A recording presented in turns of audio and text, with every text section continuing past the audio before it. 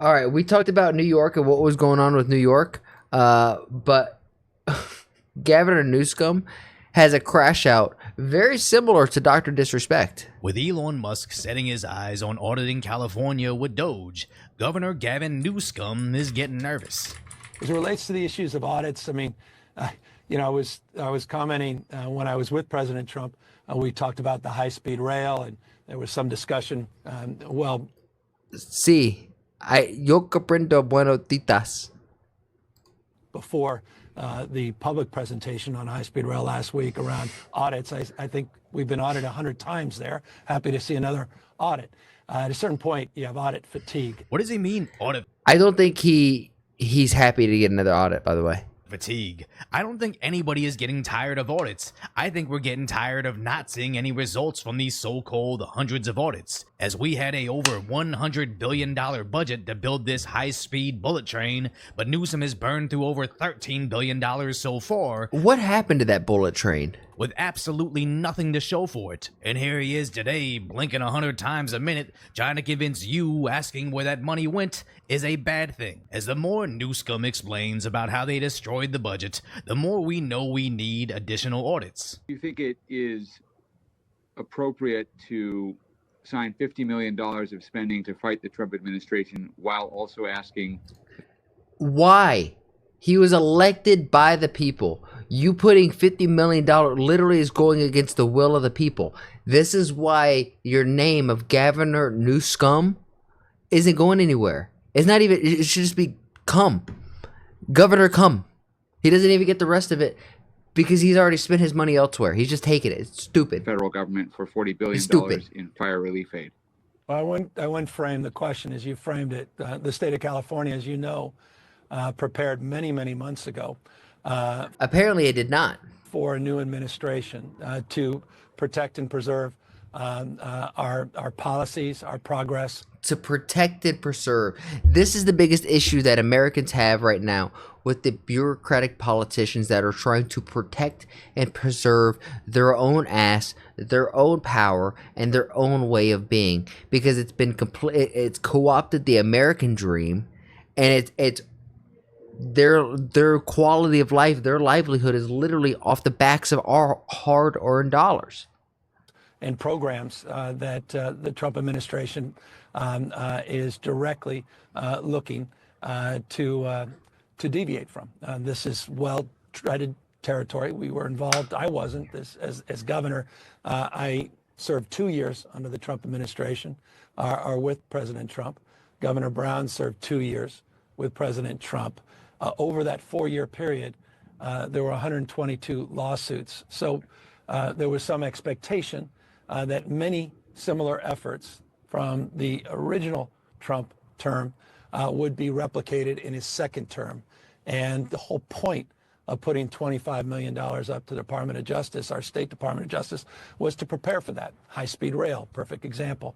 Perfect example. In so many ways, we were prescient in that respect in terms of putting those funds up in anticipation of the efforts happening in the second Trump administration that happened in the first Trump administration. As it relates to the additional $25 million, that is not specific to Trump. It's about... You see how long this answer is? He's trying to get you just to zone out so you're not actually listening to the word he's saying. He's just like, yeah, we took this $50 million for the Trump administration and we took the $25 million extra because we saw what happened in his first administration. You're like, what are you saying? It's about getting people... It's about protecting people's rights? I thought it was about protecting and preserving your power and your place. To get the kind of... And the policies that you already had set in place. That's not about the people. Private support they need from nonprofits and other local organizations to address their anxieties and fears. And that was done in council and partnership with the legislature. Now, and I don't think he's outright saying it, but I believe he's saying 25 million of our tax dollars had to go to protecting his sanctuary cities from Trump's ICE. And after the whole fiasco of creating a $30 billion deficit, with $10 billion of that being spent on health care for non-citizens, we really got to ask ourselves if we even want Trump bailing out the state. As they may say it's for wildfire relief, but I wouldn't be surprised if that additional $40 billion just conveniently disappeared as well, while they desperately try to secure their next voter base. as when he's not vetoing the audits of where all that homeless spending went. Instead of wildfire response, he's too busy setting up a new website where citizens can send them messages. So the whole idea of this platform is to create additional opportunities for you to directly engage, to hold government accountable, to make sure that your ideas are actionable and that we are responding in real time. The idea is to find consensus, both in in-person opportunities, but also creating this new platform to create online opportunities on reimagining the future of your community, focusing on public safety, wildfire safety, to make sure we rebuild with more resilience. The online participation platform is engaged.ca.gov. We hope you could participate. That just sounds like Twitter with extra steps. Yep. As he posted this video on X, where we could just as easily respond directly to this tweet, wasting $0 extra on building a website. But they don't know how to work efficiently. They're like, if there's a problem, one, they got to create a problem, and then they got to find a solution so that you could pay for that solution for the problem that they created. Site that actually has reduced transparency as Newsom controls it. But again, this is just the same Democrat mismanagement we've seen absolutely every single step of the way, when Californians just want accountability, but the politicians are too busy blocking audits, building meaningless websites, and shooting B-roll, all while crying they're fatigued from all the nothing they're accomplishing. Oh, I'm sorry. They're not accomplishing nothing. They're busy mysteriously turning six-figure salaries into multi-million-dollar net worths. And as I said before, they're just using the wildfires to grift for more taxpayer cash, as they have absolutely no plans on fixing. LA mayor claims she was not warned about the fires ahead of her trip to Africa.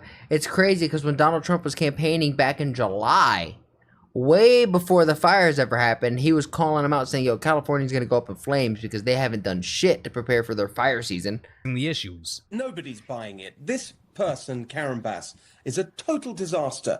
And every time that you think it gets as bad as it could, she makes it worse. I mean, just look at what she's done this week, Griff. So she starts off by saying that rebuilding and getting back into your homes could take 5 years after she promised President Trump to his face that she would clear away all the obstacles. Then she launches an investigation into herself about why she went to Ghana. And then she tries to shift the blame, as you say, by getting rid of her fire chief. I mean, this person is a classic machine politician, clinging to power, not taking responsibility. And by the way, let's not have a huge amount of sympathy for the fire chief. It's true that those firefighters should have been on duty. I see people running around, Rick Caruso, for example, saying that, oh, the brave fire chief who stood up to Karen Bass. No, the fire chief was a disaster as well. And you can add to that the empty reservoir lady on $750,000 a year, by the way. What a name. She's a disaster too. All three of them, if they had any integrity, any honor at all, should have resigned already for their role in this absolute disaster. This is true. If you had any honor or self-respect, I don't see how Karen Bass doesn't step down. I don't see how Governor Newsom or G come over here. I don't see why he doesn't step down. He's obviously not fit, obviously not supported by the people.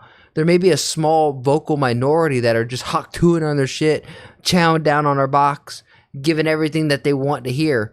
But the reality is the majority of people think they absolutely, positively suck.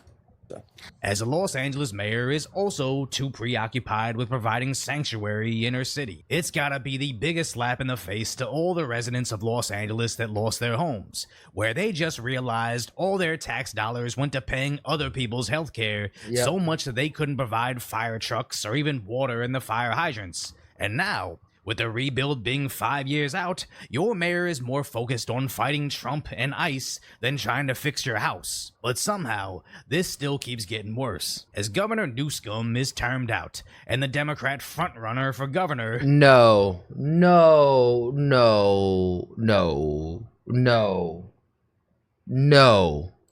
...is Kamala Harris. No way.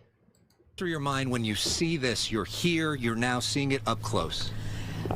It's not only seeing it, Alex, you can smell it.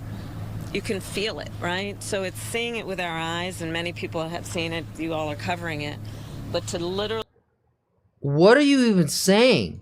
Be on the ground here, you can smell The smoke that was here, you can feel the toxicity, frankly, of the environment. You can feel the energy of all of the folks who are still here on the ground. If being Bro, that is not a leader. That is just a. Can I have some ranch dressing with that word salad that was just delivered? How is? If you want to be a leader, you gotta show at least some leadership characteristics. Leadership characteristics being decisive, being charismatic, being sure, confident, even when you're not. And all of what I said was not what I just witnessed from Kamala Harris. able to see and smell the fires is enough for her to get elected in California. There ain't no the way. Residents deserve absolutely everything coming to them. But honestly, I think things are getting so bad that even deep blue cities like Los Angeles and crime-ridden San Francisco are getting red-pilled to the effects of unilateral Democrat leadership over several decades. And hopefully they'll finally call for accountability. Demand these DOGE... I mean, really, since like what, the 90s or the 80s has California been even close to red? So you got like 30 years of just regulation and bloat after regulation and bloat stacked on top of each other. This is where it leads to. Audits in California, and if there's a criminal element to where that money went, we deserve to know.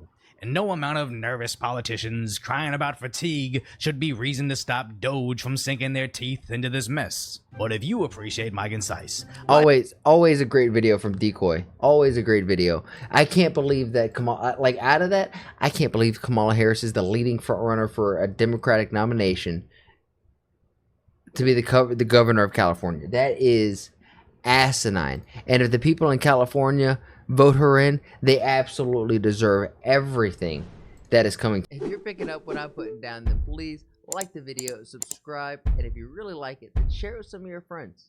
My goal here is to spread a positive message while sprinkling my 2 cents on big topics like American, Indian, and world geopolitics. And even small stuff like Twitch drama and online debacles. And if you want to see it live, come join me over on Twitch.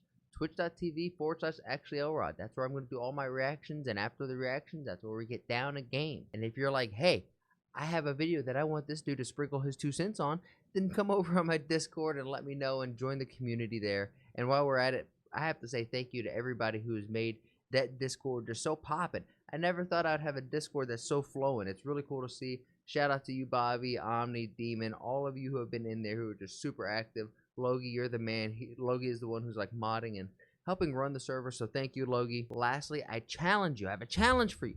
Make somebody laugh today. We all know there's enough hate and vitriol in the world. If energy is contagious like the flu, then let's spread and get everyone contagious with our positive energy, right? Not negative energy, because there's so much of that, and if we could just be a small little change in someone's day, then you never know. Maybe that's the thing that starts shifting this world to a happier, healthier, just better place.